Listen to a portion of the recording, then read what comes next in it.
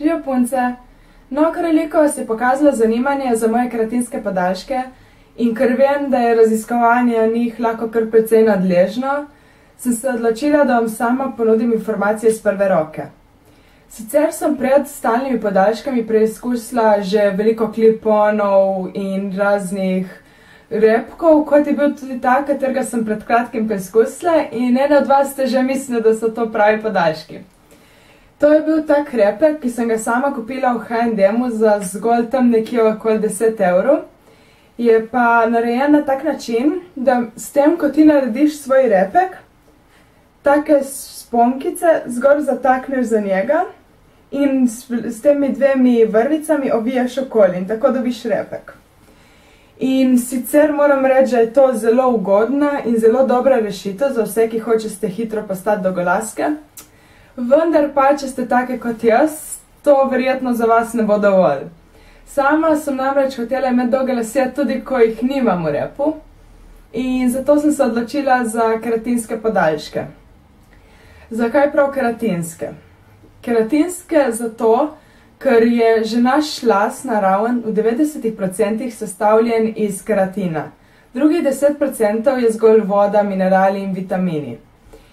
In glede na to, da je las sestavljen iz 90% keratina, se meni zdi najbolj logično, da povežemo las s keratinom.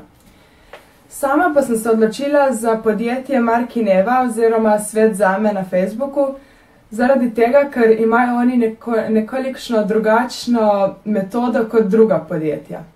Oni namreč las, pri tem, ko ga pripnejo na vaš naravni las, ne svalkajo tako, ampak ga postavijo v nekako ploščico in ga ovijejo. Veliko podjetij lase svalka, vendar to ni prav dobra rešitev, se tako las nikakor ne more rasti v naravni legi, ampak se konstantno obrača in uničuje. Poleg tega pa veliko punc, ki se pritožuje nad bolečinami med ostalim podaljškov, trpi prav zaradi tega, ker ko lase svalkamo, jih zategujemo in če dodate še 1 gram na vsak podaljšek, je to kar teža za celotne lase. Poleg tega sem sama podjetju Svet zame kar precej zaupala zaradi njihovih izdelkov, saj, kot bom potem povedala v naslednjem videu, je tudi eden mojih najljubših izdelkov za lase prav iz njihovega podjetja. In tudi osebje, ki tam dela, vem, da je zelo dobro in osebno je moje lase ustavljala Polona, kateri zares zelo zaupam in ker vem, da ve, kaj počne. In ob tem pa sem se tudi zares ogromno pozanimala o njegi.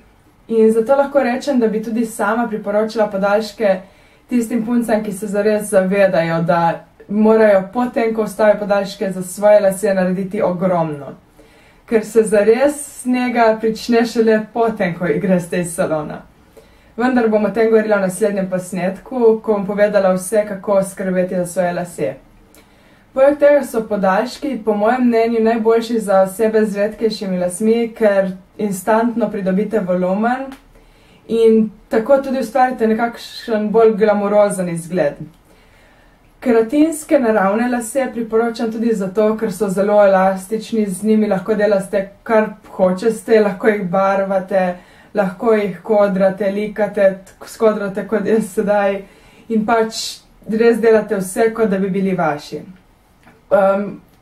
Podaljški so res odlični tudi za punce, ki so nekoliko neučakane, kot sem bila jaz, ki svoje naravno kratke lase ne morejo nikakor pustiti na miru in nikakor ne morejo njihovi lasje zrasti na takšno dolžino.